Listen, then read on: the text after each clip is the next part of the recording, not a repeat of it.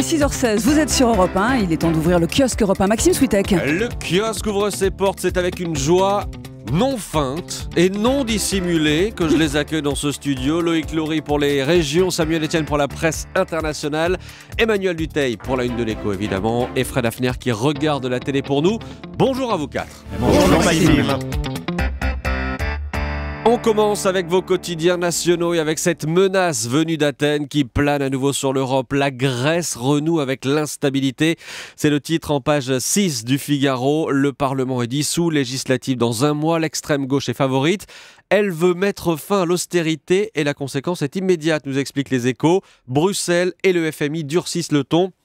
Pas question de laisser filer à nouveau les déficits grecs, mais le journal se rassure en voyant qu'il n'y a pas de panique pour le moment sur les marchés financiers. Le froid s'installe en France, on l'a dit, il s'installe aussi dans vos journaux. Des SDF contraints de s'adapter continuellement. Long dossier dans Libération, c'est la merde totale, répète Abdelghani, qui raconte ses nuits frigorifiées, gelées. Venceslas, lui, explique sa technique pour lutter contre un thermomètre qui plonge. La technique des poupées russes, mettre un sac de couchage à l'intérieur d'un autre sac de couchage. Vous lirez aussi ce matin l'enquête du Figaro sur ces accidents d'avion à répétition, question sur une série noire, et puis un grand écart dans la presse ce matin. D'un côté, les Échos racontent que les hôtels, les restos, les spectacles vont faire le plein pour le réveillon. Un très bon cru donc, a priori. Sauf pour les discothèques, elles ne sont plus à la fête. C'est ce que nous dit en une le Parisien, reportage un peu déprimant. À l'Escale Club dans les Yvelines, fini la folie des années 90 pour demain soir. 20 personnes ont réservé pour le réveillon. Super. Ça vous fait envie, Samuel Etienne ? Ça fait rêver l'Escale Club. Moi j'ai un peu passé l'âge d'aller à l'Escale Club, mais puis je pense que le 31, là, tous les 6 dans le studio, il n'est pas impossible qu'on se couche tôt. Oui, c'est possible, c'est possible. Voilà donc pour les quotidiens nationaux.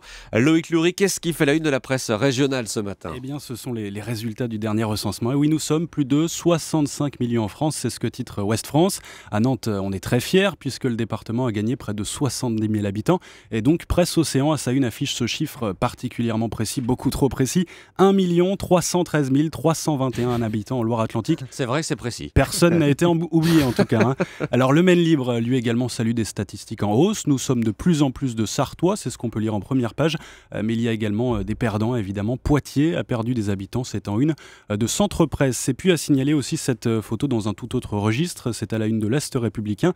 À l'Air, les habitants occupent le bureau de poste avec leur matelas. Le collectif dénonce la réduction des heures d'ouverture effective, c'est depuis hier. Et voilà, et l'histoire qui vous a le plus intéressé ce matin, c'est-à-dire dans la Provence, à Marseille, les musées refoulent des visiteurs à cause de l'absentéisme record du personnel. Et c'est un chiffre vraiment un record complètement hallucinant. 40% d'absentéisme dans les musées à Marseille. Oui, oui, rendez-vous compte, un comble en plus quand on sait que Marseille était capitale de la culture il y a 2 ans, évidemment.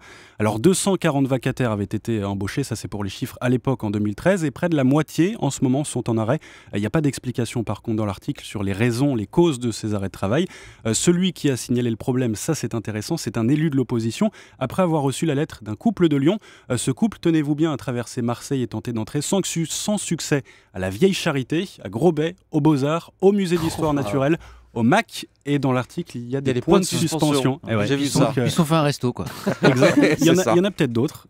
Enfin bref, on imagine bien la colère de ce couple. Donc c'est ça la conséquence du manque de personnel. Les musées ou certaines pièces de ces musées restent inaccessibles.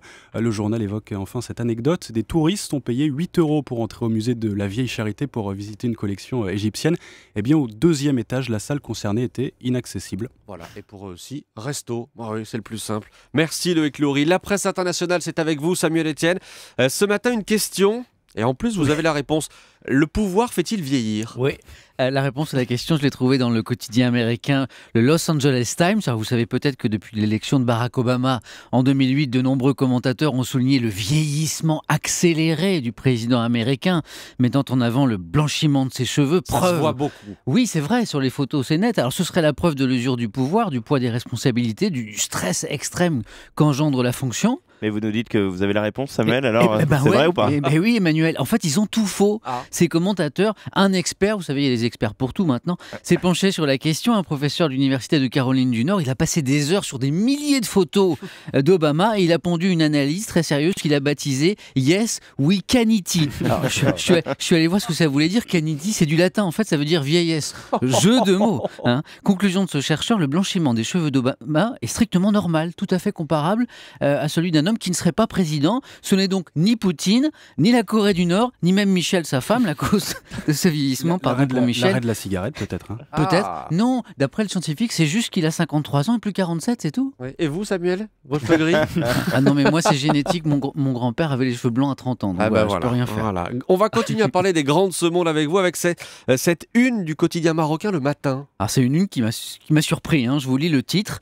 Sa Majesté le roi Mohamed VI invité à un thé avec la famille du président turc Recep Tayyip Erdogan. Juste au-dessus, c'est écrit en petit « En marge de la visite privée que le souverain effectue en Turquie ». Alors je suis allé lire l'article, vous pensez, ça a l'air passionnant. En page intérieure, il y a une grande photo de l'événement.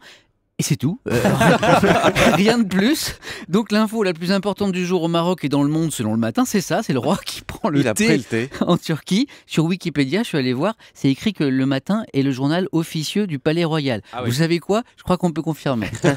Officieux. Emmanuel Dutheil, à la une de l'Écho ce matin, le prix du timbre va fortement augmenter au 1er janvier. Le timbre rouge qui permet d'adresser une lettre en un jour va passer de 66 centimes à 76 centimes, ça représente quand même une hausse de 15%.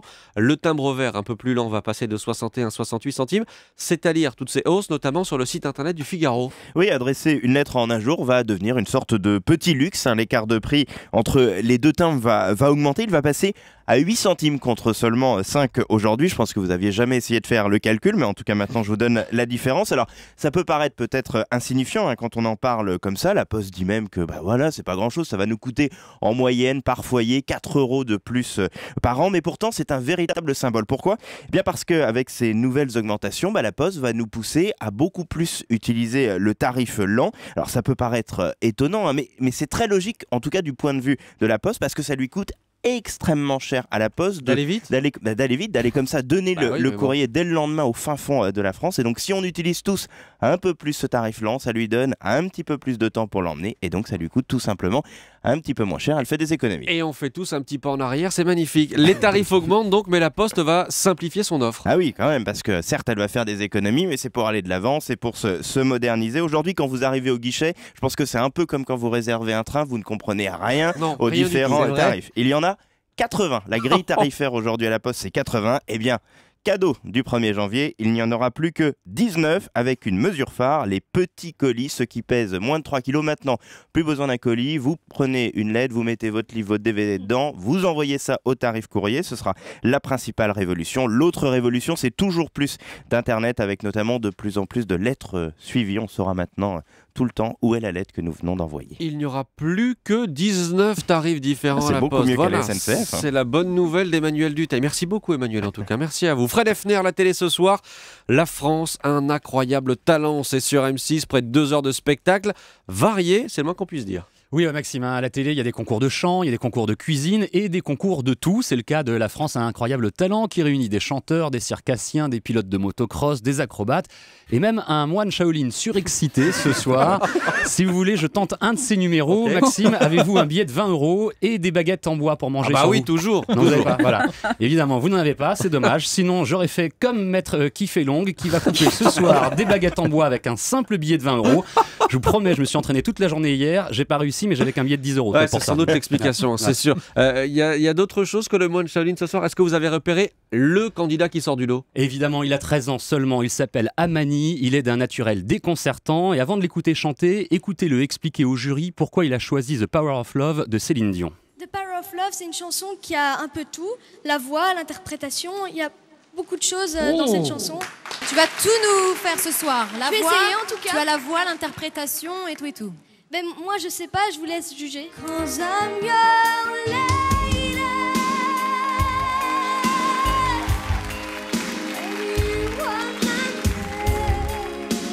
Voilà, 13 ans seulement. 13 ans, pas mal. C'est même assez épatant. Encore, hein. Non, pas complètement. C'est plus facile du coup. Les mots anglais sont pas tous parfaitement bien prononcés, mais c'est quand même franchement très émouvant. Il est épatant ce petit bonhomme.